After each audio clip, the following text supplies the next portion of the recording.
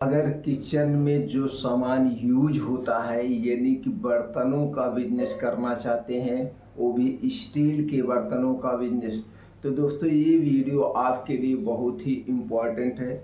आज के वीडियो में हम बात करेंगे स्टील के बर्तनों का बिजनेस, खुद का प्रोडक्ट यानी खुद का ब्रांड नेम बना करके बिना मैन्युफैक्चरिंग यूनिट लगाए कैसे करें, किस किस लाइसेंस की ज़रूरत पड़ेगी, कितनी लागत आएगी, कितना प्रॉफिट होगा, इसे कैसे मार्केट में ऑफलाइन बेचें, कैसे ऑनलाइन बेचें, इससे संबंधित A to Z सारी जानकारी शेयर करेंगे। अगर आप इस क्षेत्र में कैरियर बनाना चाहते हैं तो वीडियो आपके लिए बहुत हेल्पफुल हो सकता है। वीडियो को ध्यान से अंत तक देखिएगा, सुनिएगा। इसके बाद भी अगर आपके मन में कुछ और जानने की इच्छा है तो आप कमेंट सेक्शन के माध्यम से पूछ सकते हैं। दोस्तों, और ज़्यादा इन्फॉर्मेशन लेने के लिए आप अपना ज़िला, स्टेट, अपना नाम बताइए। और आप वास्तव में इस क्षेत्र में जाना चाहते हैं तो दोस्तों हम उस पर अलग से और डिटेल में जानकारी के साथ वीडियो अपलोड कर देंगे। फिलहाल जो जानकारी हम शेयर कर रहे हैं ये पूर्ण रूप से संतुष्ट करने वाली जानकारी है। तो चलिए दोस्तों, हम जानते हैं किचन में बहुत सारे स्टील के बर्तन हैं।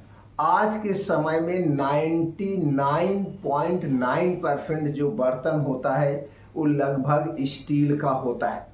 दोस्तों, अगर हम साइंटिफिक तरीके से देखें, स्टील के बर्तन जो क्वालिटी बेस वाले होते हैं वो सबसे बेस्ट हैं और यूज करने लायक है, इसलिए सब लोग यूज करते हैं।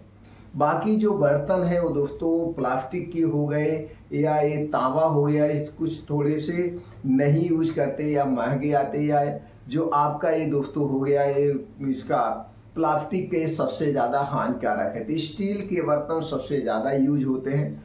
तो दोस्तों उनमें गिलास हो गया, कटोरिया हो गई, चम्मच हो गया, थाली हो गया, कढ़ाई हो गया, कुकर हो गया, यानी A to Z आता है। तब आपको यहाँ पे डिसाइड करना है कि आप कितना इन्वेस्टमेंट करना चाहते हैं, कितना इन्वेस्टमेंट करना चाहते हैं। अगर दोस्तों आप इसके लिए अपनी खुद की मैन्युफैक्चरिंग डालते हैं तो इसमें दोस्तों बहुत ज़्यादा पैसे लगेंगे। आपको एक इंफ्रास्ट्रक्चर तैयार करना पड़ेगा, कुछ हैवी लाइसेंस लेना पड़ेगा। इसके साथ साथ दोस्तों आपको ऑटोमेटिक या फुली ऑटोमेटिक मशीन डालना पड़ेगा, एक एक्सपीरियंस टीम रखना पड़ेगा मैन्युफैक्चर के लिए, और कुछ आपको मजदूर भी रखने पड़ेंगे। इसके अलावा एक एक्सपर्ट टीम रखना पड़ेगा मार्केटिंग के लिए। तो ये एक इन्वेस्टमेंट ज़्यादा है। लेकिन इसी बिजनेस को दूसरे तरीके से, जिसे कहते हैं थर्ड पार्टी मैन्युफैक्चरिंग या कंट्रैक्ट मैन्युफैक्चरिंग या फिर मार्केटेड वाई बिजनेस करके इसे आसानी से कर सकते हैं। इसमें लागत कम होती है, इसमें आपकी लागत कम होगा, रिस्क भी कम होगा, क्योंकि आपको ना तो मैन्युफैक्चरिंग यूनिट डालना है और ना तो कोई इंफ्रास्ट्रक्चर तैयार करना है। बस छोटे मोटे 2-3 लाइसेंस लेकर के आप कर सकते हैं। उसके पहले हमें ये जानने की ज़रूरत है ब्रांड कैसे बनाया जाता है। दोस्तों, ब्रांड बनाने के लिए आपको एक ब्रांड नेम की ज़रूरत पड़ेगी। क्या होता है, एक ब्रांड नेम की ज़रूरत पड़ेगी।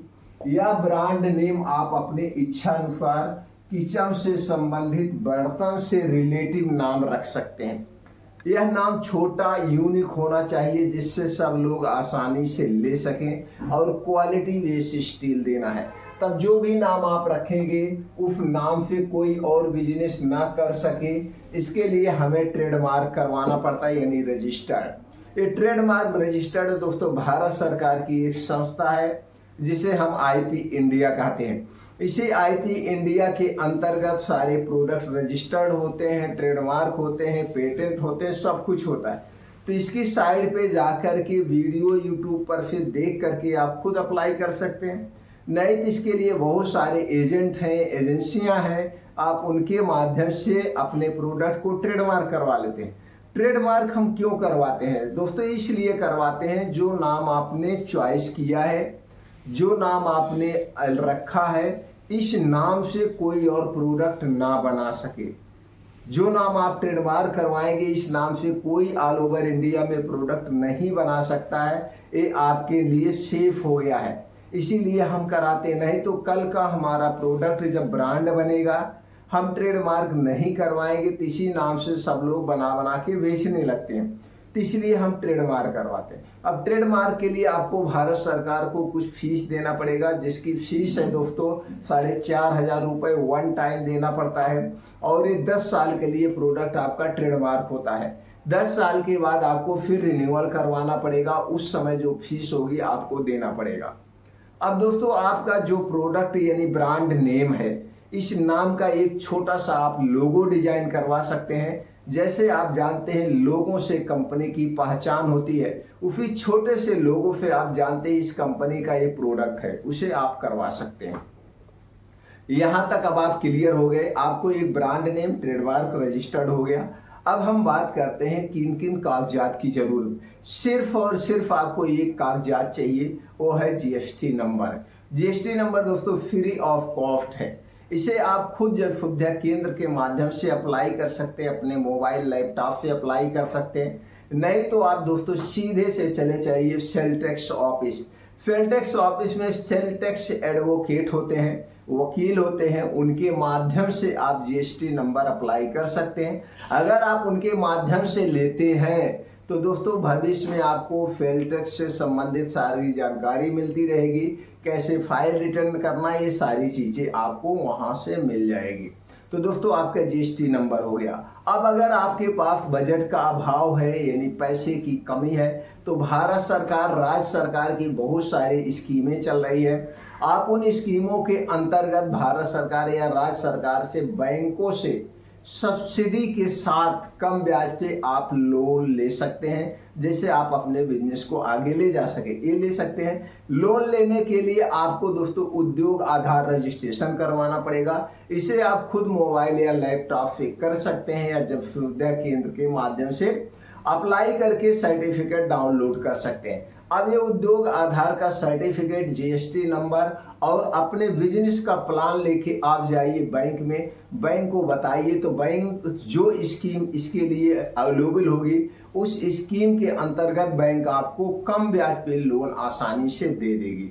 यहाँ तक आप क्लियर हो गए। अब दोस्तों हम बात करते हैं, जैसे जो भी आप बर्तन लॉन्च करना चाहते हैं, आप थाली का रेंज लॉन्च करना चाहते हैं या सिर्फ गिलास ही या फिर कुकर, क्या लॉन्च करना चाहते हैं, आपके ऊपर डिपेंड है बजट के हिसाब से। अब हम बिना मैन्युफैक्चरिंग यूनिट के कैसे डालें, ये जानना चाहिए। अब दोस्तों इसके लिए आपको कुछ नहीं करना है। जैसे हमारे आपके बीच में दो टाइप की कंपनियां हैं। एक कंपनी है दोस्तों ऐसी जो खुद अपना प्रोडक्ट बनाती है, जिसे हम कहते हैं मैन्युफैक्चर बाय यानी फर्स्ट पार्टी, और ये खुद माल बनाती है और खुद मार्केट में मार्केटिंग करती है। दूसरी टाइप की कंपनी हमारे आपके बीच में हर एक क्षेत्र में है, वो है कॉन्ट्रैक्ट मैन्युफैक्चरिंग और थर्ड पार्टी मैन्युफैक्चरिंग। ये दो टाइप की कंपनियां पाई जाती हैं। ये जो थर्ड पार्टी मैन्युफैक्चरिंग कंपनी है, इनसे कोई भी जाकर के इनके यहाँ प्रोडक्ट बनवा सकता है। अब एक कॉन्ट्रैक्ट मैन्युफैक्चरिंग जो होती है दोस्तों, इनके यहाँ आप जाएंगे, बड़े बड़े उद्योगपति होते हैं, एक फैक्ट्री डालते हैं, तो इनके यहाँ आप जाके कॉन्ट्रैक्ट कर लीजिए, रॉ मटेरियल सब कुछ लेके जाइए। 1 महीना 2 महीने के लिए इनकी मशीन को आप हायर कर सकते हो, उतने दिन के लिए मशीन आपकी हो गई। आप जैसा चाहें वैसा क्वालिटी का आप अपना प्रोडक्ट बना सकते हैं। तो हो गया कॉन्ट्रैक्ट मैन्युफैक्चरिंग। अब दोस्तों आपके ऊपर है, तो इस हिसाब से यहाँ पैसे कम लगे, आपने प्रोडक्ट बनाया, प्रोडक्ट बना करके अब आपको मार्केट में बेचना है। अगर हम प्रॉफिट की बात करें, अगर आप अपना खुद का मैन्युफैक्चरिंग डालते हैं, तो दोस्तों जो मार्केटेड बाय प्रोडक्ट लॉन्च कर रहे हैं, सिर्फ 2% का डिफरेंट आता है और रिस्क 200 गुना ज़्यादा होता है मैन्युफैक्चरिंग यूनिट पे। यानी कि आप अपनी कंपनी नहीं चला पाते हैं किसी कारण, बस किसी प्राकृतिक आपदा के कारण, तो दोस्तों यहाँ पे सारे वैसे आपके फ्लॉप हो जाते हैं। जो मशीनरी है कूड़े के रेट में जाती है। अब यहाँ पे जो आप मार्केटेड बाय बिजनेस करते हैं या कॉन्ट्रैक्ट मैन्युफैक्चरिंग बाय बिजनेस करते हैं, इसमें नो रिस्क है। आपने जो प्रोडक्ट बनाया है, आपको ना तो कोई मशीन खरीदा है, कुछ नहीं। जो प्रोडक्ट आपने बनाया है अगर नहीं भी बेच पाते हैं तो आपके पैसे कम वेस्ट होंगे। जितने में आप कोई लागत आई है, जितने में आपने प्रोडक्ट बनाया, जब चाहेंगे इतने में आप बेच सकते हैं। इसीलिए हमारे अपने हिसाब से मार्केटेड बाय और contract manufacturing by business number 1 business है जिसके पास पैसे की कमी है। हाँ दोस्तों, हम मैन्युफैक्चरिंग यूनिट तब डालें जब हमारे पास एक्सपीरियंस हो जाए, तो हम डालेंगे, फ्लॉप नहीं होंगे। अब दोस्तों यहाँ पे बात आती है क्वालिटी की।